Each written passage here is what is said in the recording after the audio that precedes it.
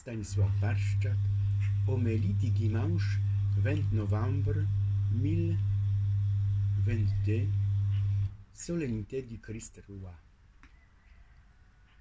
Frères et sœurs, chers amis, les lectures de cette fête sont apparemment disparates, les unes par rapport aux autres.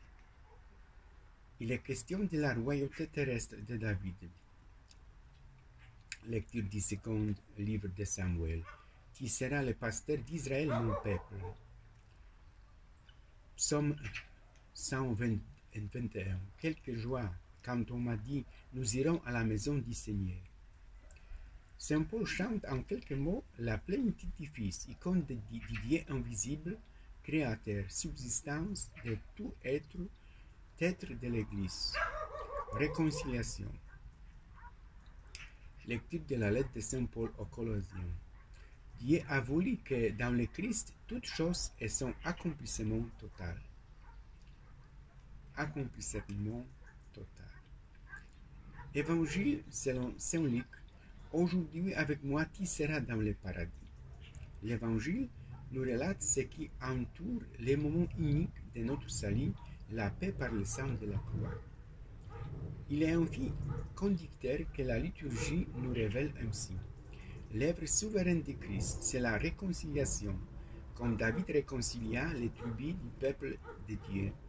C'est l'ouverture du royaume à tous ceux qui, d'une manière ou d'une autre, reçoivent la grâce du Christ et y répondent. Le roi fit alliance avec eux. La royauté est encore toute récente en Israël. Vers 1030 avant Jésus-Christ, Samuel avait donné l'onction royale à Saül, non sans réticence, car celui qui gouverne Israël, c'est Dieu lui-même, et le remplacer par un guide humain signifiait pour les prophètes une véritable absence de foi confiante en Dieu. Saül se montra bientôt infidèle vis-à-vis de Dieu, et Samuel dit lui signifier sa disgrâce. Dieu envoya alors les prophètes dans la tribu de Juda à Bethléem, dans la famille de Jessé. Parmi ses fils, j'ai vu le roi qu'il me faut, lui avait dit la voix de Dieu. Les hommes voient ce qui leur saute aux yeux, mais le Seigneur voit le cœur.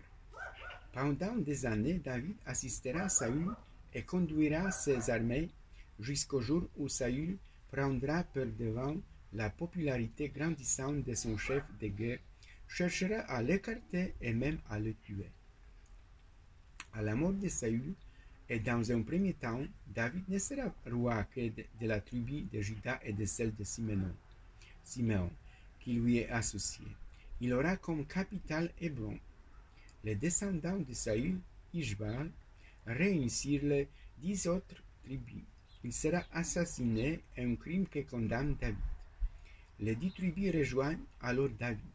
L'unité du peuple de Dieu est reconstituée le temps de son règne et de celui de Salomon. C'est le moment de cette réconciliation qui est décrit dans la lecture de ce dimanche. Le roi David fit alliance avec eux à Hébron. Jérusalem, où tout ensemble n'est fait qu'un. La ville de Jérusalem n'avait pas été encore conquise alors que l'entrée en terre promise datait de 2 siècles.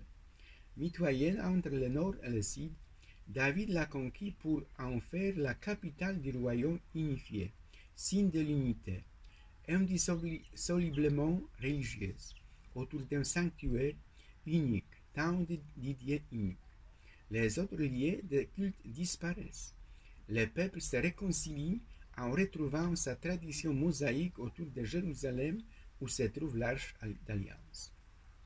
À l'époque de Jésus, le temps est bien le signe de l'appartenance au peuple de Dieu.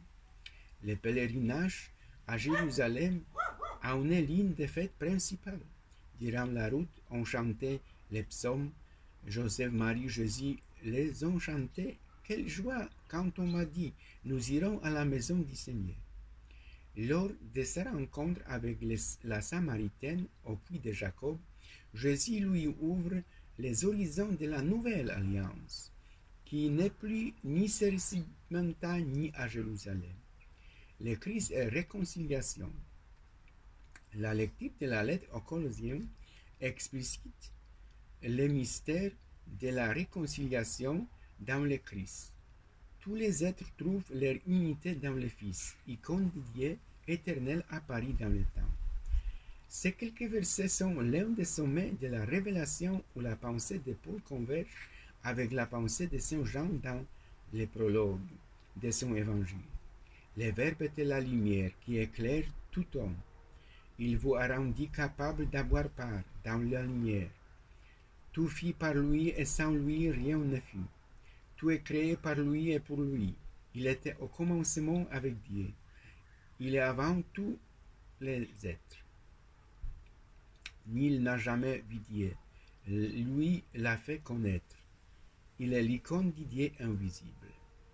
La réconciliation entre Dieu et les hommes est obtenue au prix d'un arrachement.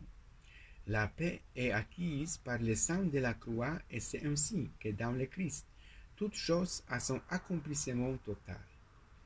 Cette réconciliation ne fait pas disparaître les privilèges du peuple élu puisque nous en partageons l'héritage. Mais dans le même temps, ce peuple de Dieu prend une toute autre dimension,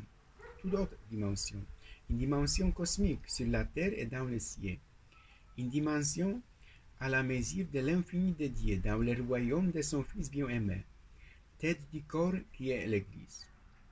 L'avancée dont nous parle Saint Paul n'est pas dans le sens de l'abolition de la première alliance, mais de son accomplissement total dans le Christ.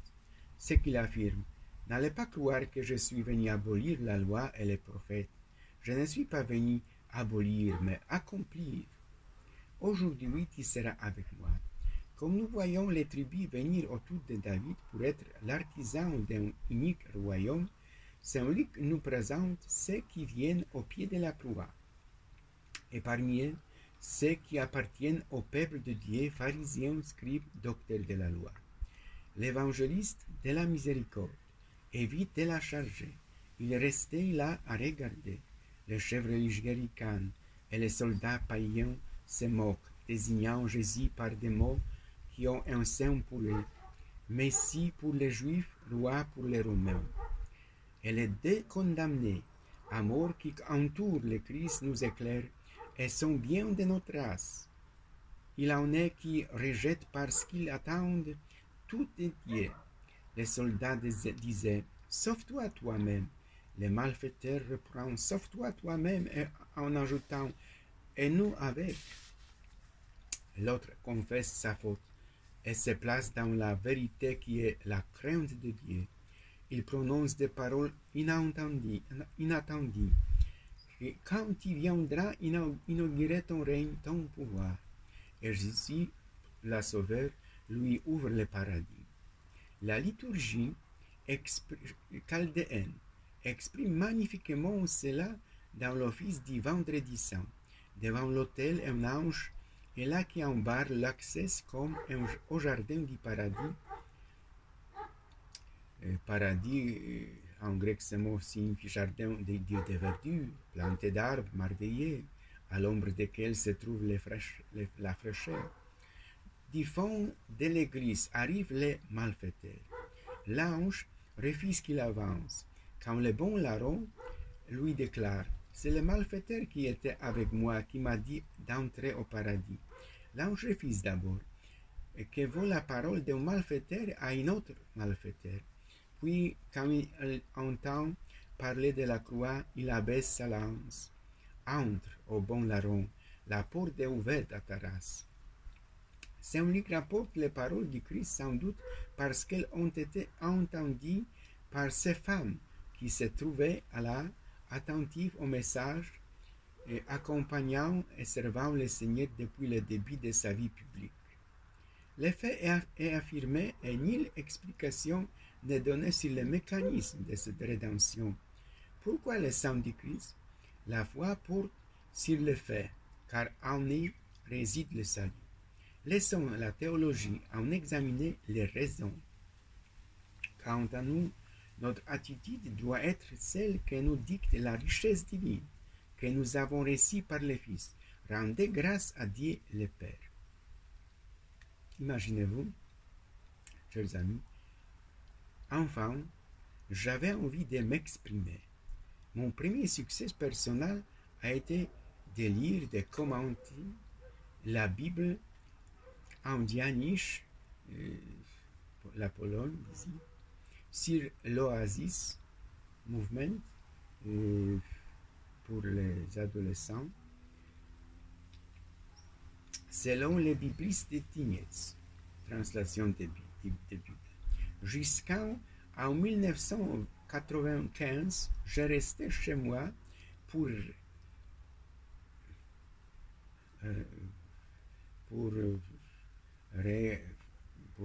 écrire ça, pour écrire mes souvenirs des séminaires.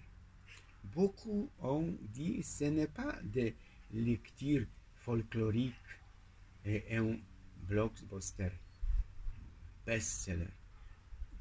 Jusqu'à là, ce qu'il commence à parler. Stanislas écrit des contes de fées, mais cela m'a motivé à travailler.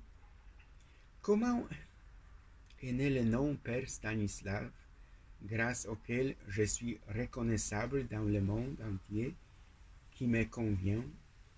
Je suis une personne normale. Chacun a ses erreurs et ses succès. Mais le Père Stanislas est différent. Le Père Stanislas a des rêves.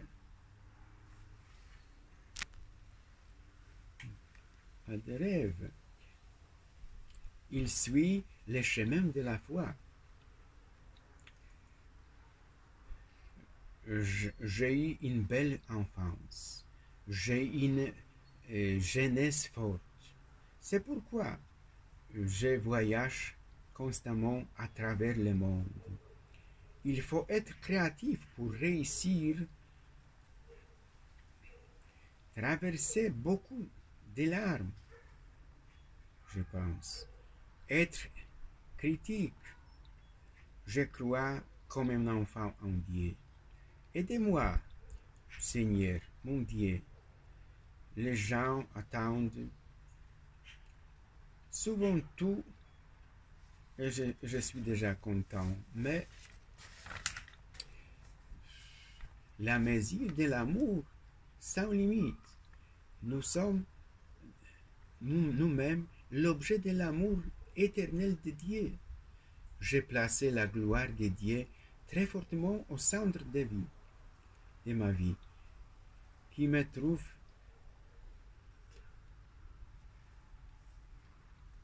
plus loin vers ma vie.